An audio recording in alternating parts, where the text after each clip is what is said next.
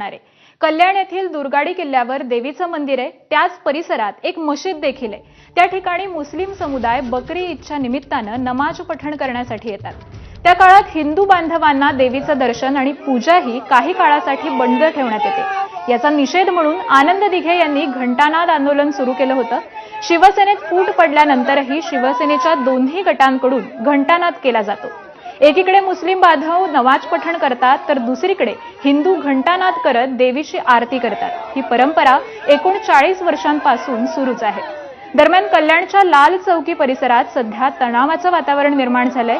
पोलिसांचा मोठा बंदोबस्त देखील इथं तैनात करण्यात आलाय। त्यामुळे बकरी ईदच्या दिवशी हिंदू बांधवांना देवीचं दर्शन बंद करण्यात येतं। आपले प्रतिनिधी सुरेश काटे सध्या आपल्यासोबत जोडले गेलेत। सुरेश, सध्याची आम्ही दृश्य पाहतोय, शिवसेना आणि शिंदेच्या शिवसेनेकडून घंटानाद केला जातोय, नेमकी काय परिस्थिती आहे? आकांक्षा, खरं पाहिलं तर 1972 पासून बाळासाहेब ठाकरे यांनी हा लढा सुरू केलेला आहे। दुर्गाडी किल्ल्यावरती दुर्गा मातेचं दर्शन घेण्यासाठी ईद निमित्त काही मुस्लिम बांधव जे आहेत त्या ईदगाहमध्ये नमाज पठण करत असताना बाजूला मंदिरामध्ये शिवसैनिक जाण्यासाठी त्यांना बंदी करण्यात आलेली आहे। हा लढा जो आहे तो 1972 पासून सुरू आहे।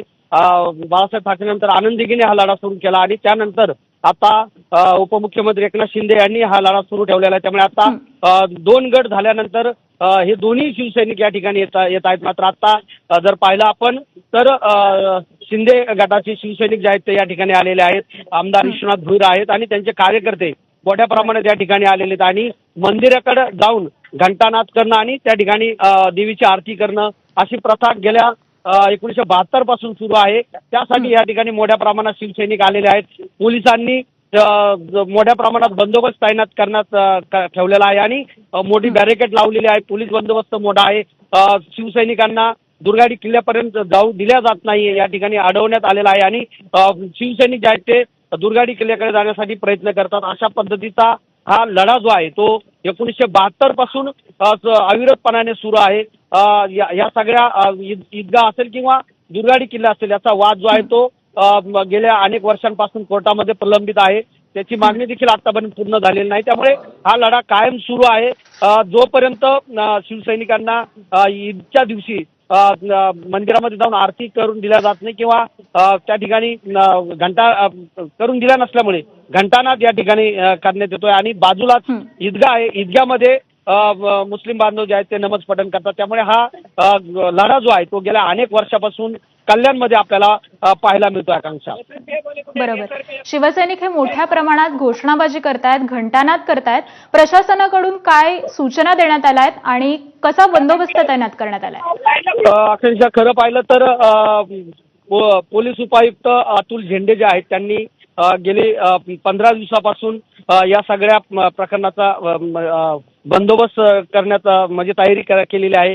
दोन्ही पक्षांची बैठक देखील आयोजित करण्यात आली होती की जेणेकरून कुठलाही अनुचित प्रकार घडू नये यासाठी दोन्ही गटाच्या शिवसैनिकांना बोलवलं होतं।